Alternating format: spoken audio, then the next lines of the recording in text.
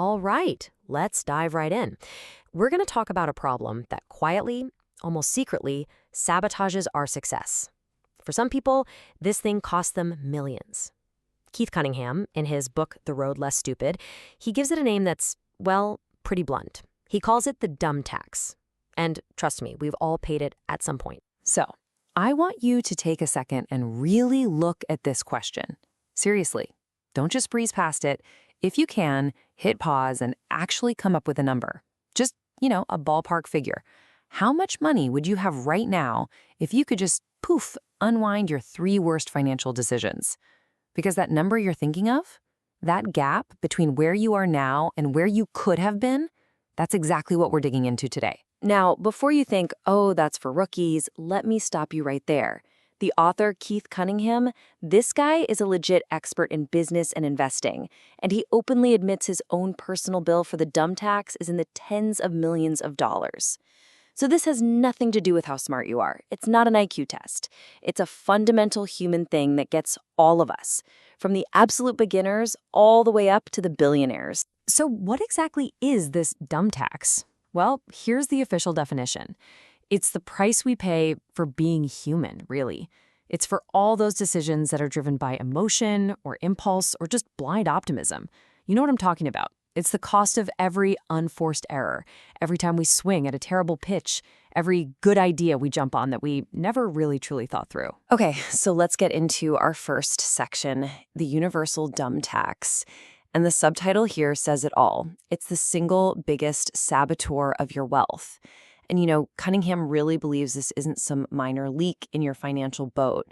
He argues it's the giant hole that sinks the whole ship. And this quote is basically the entire book in a nutshell. It turns out that the key to getting rich and staying that way is to avoid doing stupid things.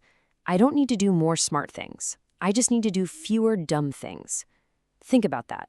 It's a total paradigm shift. The road to success isn't about finding more genius ideas. It's about systematically getting rid of the dumb ones. It's about playing defense, not just offense. All right, new section. Your enemy is emotion. This is the root cause of the dumb tax. Because if the whole game is to stop doing dumb things, we kind of have to figure out, why do we do them?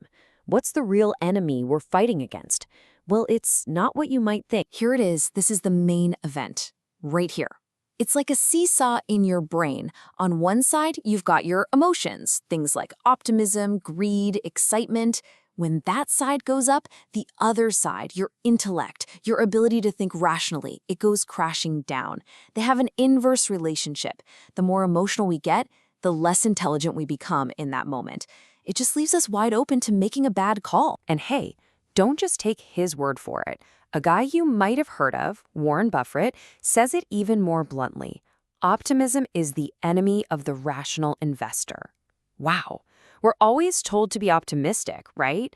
But in business, in investing, which is an intellectual sport, unchecked optimism isn't a strength, it's a weakness.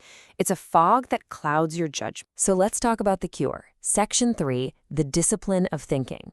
This is it, the antidote to the dumb tax. We've got the problem, we know the cause is emotion. So what do we do about it? Well, it's not some magic formula, it's a discipline, a practice. And it's all about dedicated, structured thinking. Cunningham gives us a framework for this, a process he calls the 5 core disciplines of thinking. First, you gotta find the unasked question. What's really going on? Second, and this is huge, separate the problem from the symptom. Third, check your assumptions. Are you sure you know what you think you know? Fourth, consider second-order consequences. We'll get to that. And fifth, create the machine, a system to make things repeatable. Now we're going to zoom in on 2 of the most important ones here, number 2 and number 4. Okay, let's start with that second one, separating the problem from the symptom. Man, it is so easy to mess this up. We see something like our sales are not high enough, and we immediately think that's the problem. We need to fix sales. But that's not the problem. That's the symptom. It's like having a fever. The fever isn't the sickness. It's just a sign of it. The real problem, the actual disease, might be that your business model is broken, or your message is confusing, or maybe your product just isn't what people want. You can't fix the disease by just trying to lower the fever. And that's why this quote is so perfect. Few things are worse than running the wrong direction enthusiastically. Because when you misdiagnose the problem, that's exactly what you're doing.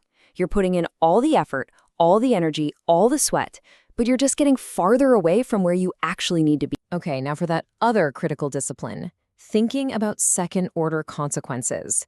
This is all about asking one simple but incredibly powerful question. And then what? To show you what I mean, let's look at this classic story. In colonial New Delhi, the British had a cobra problem, too many snakes. So they came up with what seemed like a brilliant, simple solution. They offered a cash bounty for every dead cobra someone brought in. Simple, right? What could go wrong? And at first, it worked like a charm. That was the first-order consequence. People brought in dead cobras. They got paid. Problem solved. Except they didn't ask, and then what? See, some entrepreneurial locals saw an opportunity. They started farming cobras, breeding them, just so they could kill them and collect the bounty. So, of course, when the British officials found out about this, they canceled the whole program. The first-order consequence of that decision? The payment stopped. But the second-order consequence? Oh, it was a disaster. All those cobra farmers were now stuck with a ton of snakes that were completely worthless. So what did they do? The only logical thing, really. They just opened the pages and left them all go. And here's the punchline. The final, second-order consequence: the number of wild cobras in New Delhi was now twice as large as it was before they started this good idea.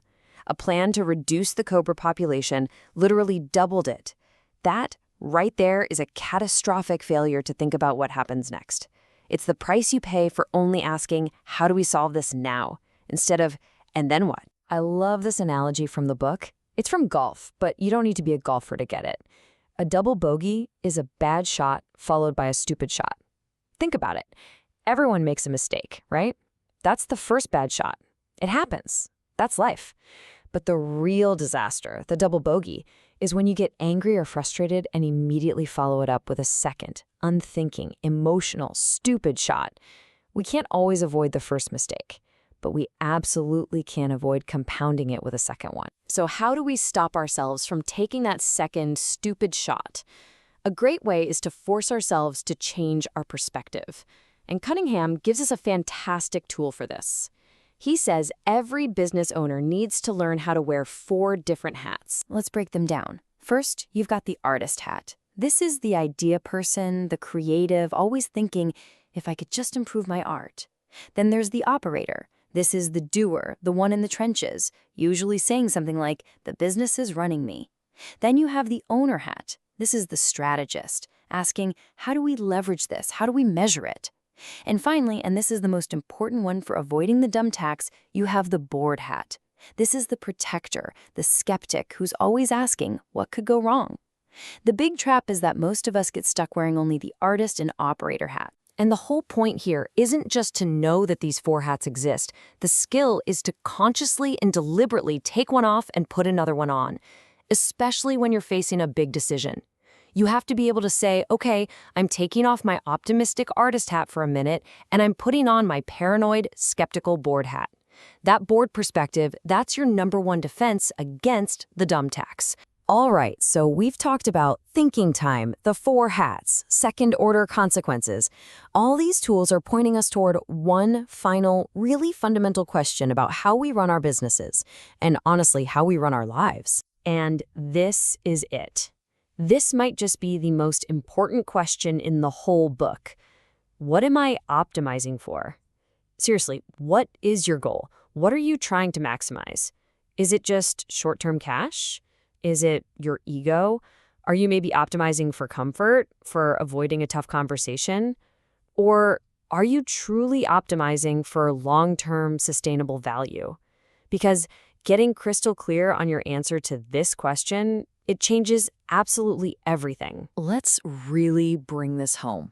I want you to think of yourself not just as a person, but as a company, you Incorporated, and you are the CEO. Now, if your life, you Incorporated, were a public company, would its stock price be going up, down, or just kind of treading water? Based on the decisions you make, the discipline you have, and what you're optimizing for, would a smart investor bet on you? Is your personal stock on the rise? And we're going to end on this quote, which is, man, it's just so powerful. hell on earth would be to meet the man you could have been. Ultimately, the cost of paying the dumb tax, it's not just about the money you lose. It's about potential. It's the gap between the person you are right now and the person you were capable of becoming. And the whole point of all this thinking isn't just to get richer. It's to make sure you never have to have that tragic meeting.